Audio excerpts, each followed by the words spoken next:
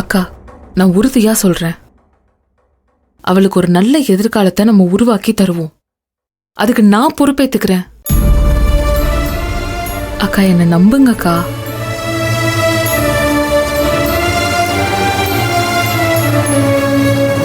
ஆனா எனக்கு ஏதோ மனசுல தோணிட்டே இருக்கு ஜனனி.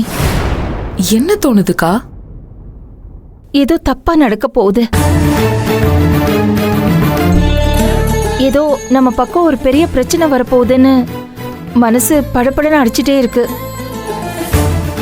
அது என்ன ஏதுன்னு சொல்ல தெரியல.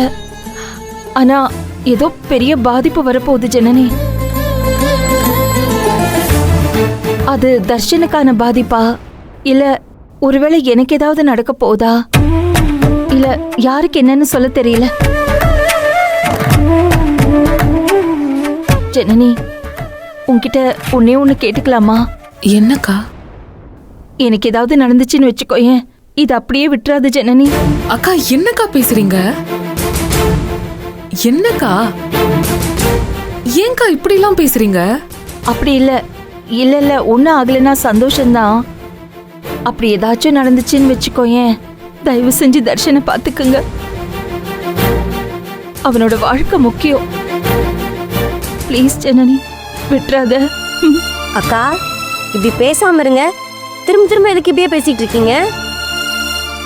இங்க பாருங்கக்கா, எதுவும் நடக்காது, எந்த தப்பும் நடக்காது. நம்மலாம் சேர்ந்து இந்த கல்யாணத்தை நல்லபடியா நடத்த போறோம். இந்த டைம்ல இப்படிலாம் தயவு செஞ்சு பேசாதீங்க. நெருப்புனா சுற்ற போறது இல்ல நந்தினி. ஆனா பாவம், அந்த சின்ன பிள்ளை மனசுல கல்யாண ஆசையை விதைச்சு விட்டுட்டேனே. முதலையாச்சும் அவன் பார்கவி எங்க இருந்தாலும் நல்லா இருக்கட்டும்ங்கிற மாதிரி இருந்தான். ஆனா அவனை கூப்பிட்டு இந்த கல்யாணத்தை பத்தி பேசினதுல இருந்தே அவன் மனசு பூரா இந்த கல்யாண எண்ணமா தான் இருக்கு. தெரியுது, அவன் கண்ணை பார்த்தாலே எனக்கு தெரியுது.